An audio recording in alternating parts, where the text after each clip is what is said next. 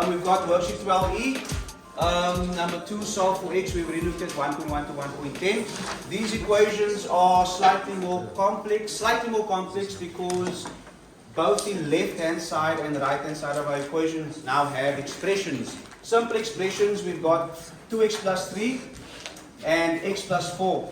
And this mathematical statement says that they are equal to each other. Right? That's what this thing says. An equation that says 2x plus 3 is equal to x plus 4. We are looking for that value of x that makes the statement true. Okay. And in order to do that, we need to do some operations or perform some operations in order to isolate x. Remember, we talked about isolating x. So, how do we do that? Yes, sir.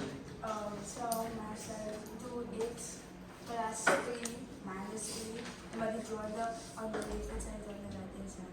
Then, so myself x plus 4 minus 3 again. In other words, you are wanting to remove the positive 3 from the left hand side. Okay. Why are we starting there though? Just a question. What are we trying to do is what I'm getting at. We want to isolate x. Where are we going to isolate x? On which side of the equation? On the right hand side?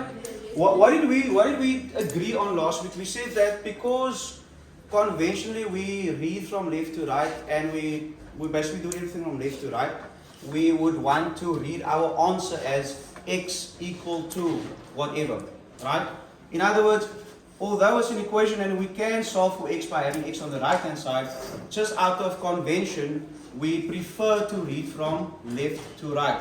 Yes? Yes. The point I'm trying to make is, when we are isolating x, we are wanting to isolate it on the left hand side and have all our numbers on the right hand side. Yes? Yes, sir. Okay. Give me a second.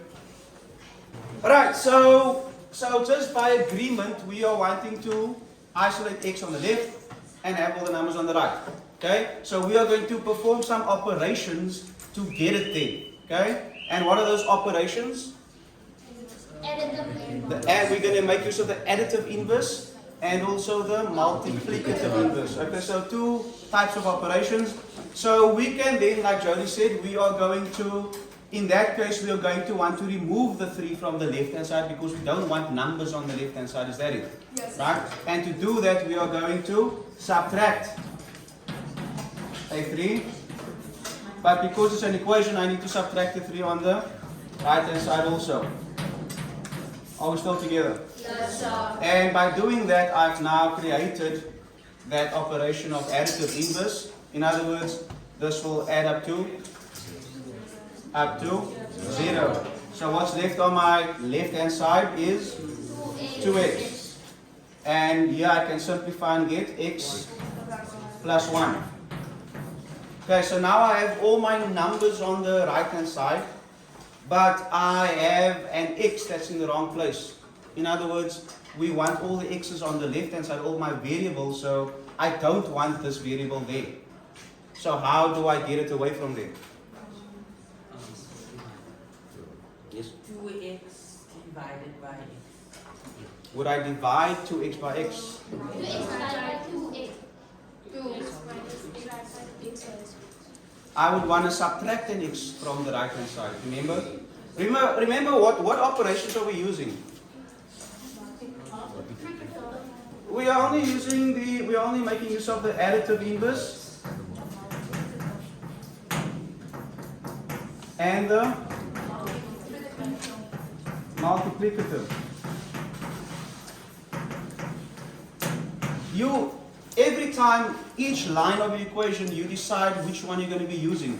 Okay, so here we decide, okay, we want to get rid of this plus 3, so we're going to subtract it. We're going to use the additive inverse of plus 3, which is negative 3. Here we have an x, a plus x, so we want to get rid of it by subtracting an x. I want you to look at this in terms of making use of these tools. Okay, in order to do what we want to do, which is isolate x, we are making use of these two tools and performing these operations so that they can simplify the equation and we can have our x on the left hand side isolated like we want to and then find its value. So currently I have an equation that says 2x is equal to x plus 1. remember what it is that we are trying to achieve. We are trying to achieve an x that's isolated on the left side, meaning there's no other number or integer variable, nothing attached to it on the left hand side. So you only want x here, x alone, and you want all the numbers on the right hand side.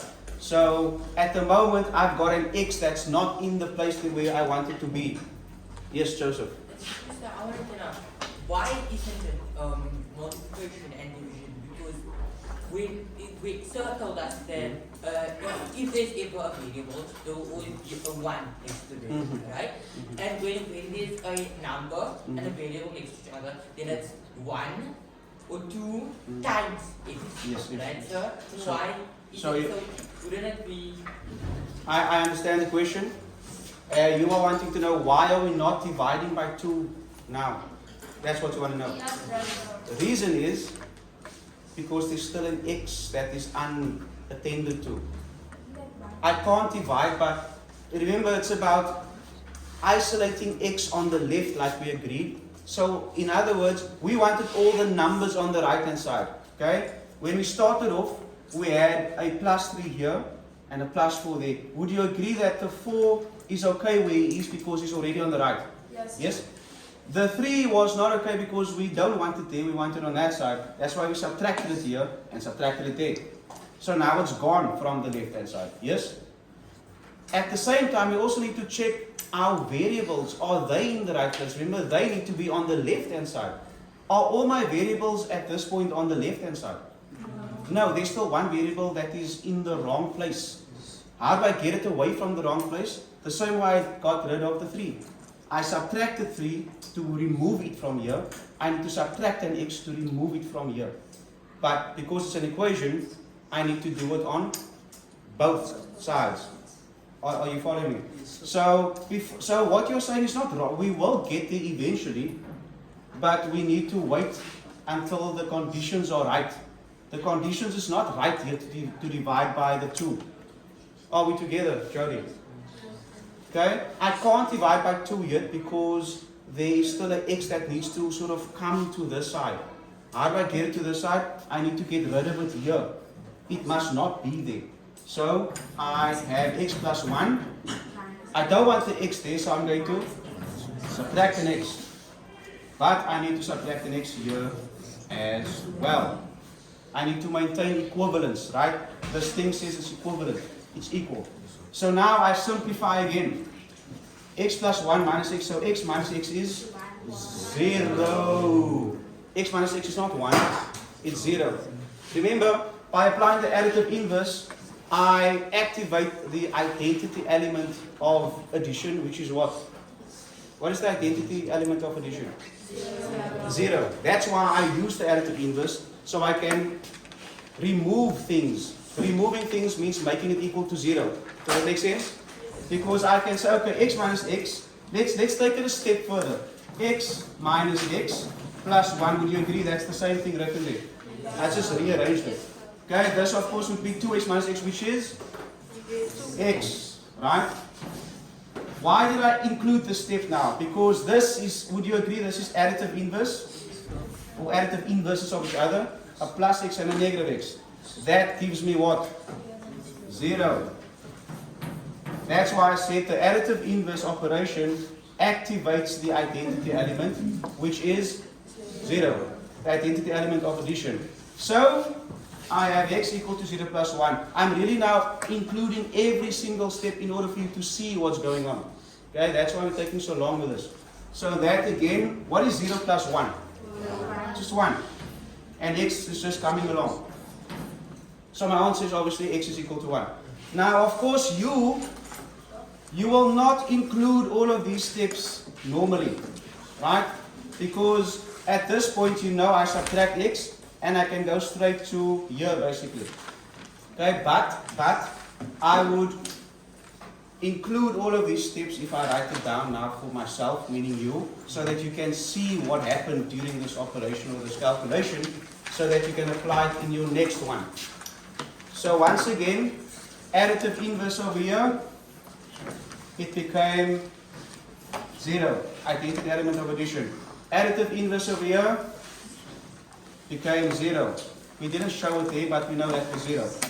Do you see that we did not apply the multiplicative inverse? Why? Why did we not do it? Because it was not necessary. Because subtracting x from 2x already gives me 1x, which is what I want. I want to know the value of one of these x's, not 2 of them or 3 of them, just one. I have it now. My coefficient is 1. Do I need to divide by the coefficient? No, because it's already 1.